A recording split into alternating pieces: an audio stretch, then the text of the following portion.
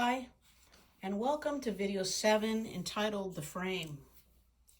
In the last video, you constructed the end of your research journey, and that was critical.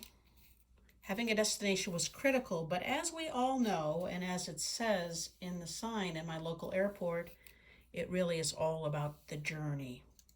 So we're going to construct the frame of your journey in this video, the beginning and the end. I want to remind you of some principles before we do that, and that's you, the main character. But you're not just the main character, you're also the narrator of this journey, and you're also a guide. A guide for whom? For your audience. They will be following you on this journey. It's a journey of mutual discovery. And you will be leading them along a path that's made of little bits of information that are revealed one at a time as you go along. And you will be explaining these by showing your audience things. The goal, of course, is that your audience pay attention, that they engage, that they learn, so they can ultimately understand what it is that you'd like them to understand. All right, let's go ahead and start constructing your frame. The frame on the template is the current world, the problem, response, and the better world. Let's start with the current world, which I think we've said before sets the stage for what is about to happen. It also gives a context, provides a context for your research. And in that current world, there is some general problem. Now, if this problem has anything to do with people, then you should mention that, because people like to hear about people. But don't worry, even if it has nothing to do with people, even if it only has to do with molecules, if you care about your topic, so will your audience. You will construct the current world and represent all the elements in it using icons that you have already made or that you will make right now. Now, when you leave this current world, you leave the big world and you zoom into your discipline. And in your discipline, you have defined a research problem.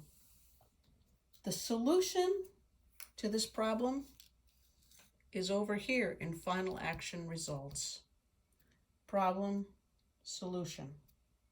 And you will use, again, icons that you make or you move to represent this problem. Now, the response is what you do to try to solve the problem, what you intend to do. It's how you think about it. And this can be a variety of things. It can be actions that you intend to make. It can be tools that you hope to use or a strategy that you want to employ. It can be additional criteria or conditions that you set on your research problem. And note, please, that when you go from current world to the problem to what you plan to do about the problem, things get more and more narrow. For this response, once again, you'll use icons to represent it. And now, the better world. At the very end of your research journey. The better world is better because you've done your research and you've gained knowledge. And if it is a problem, a general problem that had to do with people, the people involved will now be more optimistic about their future. Note that the only thing that really differs between the current world and the better world is that you've taken action, you did your research. So the two of them are sort of bookends of each other. You will use icons, either ones you've made or ones that you make to represent your better world. Now, let's think about this icons. You notice that I always move the icons, or at least I try to. But I know that there are some people that find this very onerous. So if you really, this is really a stumbling block for you, what you can do is you can make many of the same icon and use those wherever you need to. That'll work too. Okay, time for an example.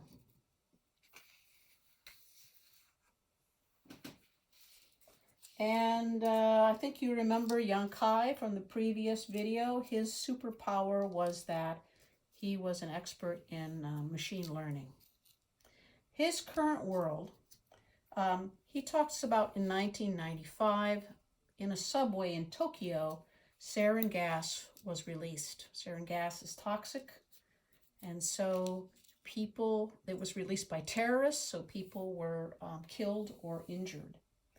So his research problem was to come up with a way to detect sarin gas very quickly. So hopefully they could come up with some sort of an alarm system. So if this happened again, people would not be injured. His response to the problem is that he found out that collaborators of his detected sarin gas using a chemical reaction between liquid crystal. In the presence of sarin gas, liquid crystal turns from dark to light. The better world is that they did come up with a method to detect sarin gas very quickly, and were able to make an alarm system. So if it ever happens again, people will have time to run away and not be killed. All right, take about 10 minutes to do this, no more. And my only advice to you is do not overthink it. See you in the next video, where we will take up the middle of the story and craft your question. See you then.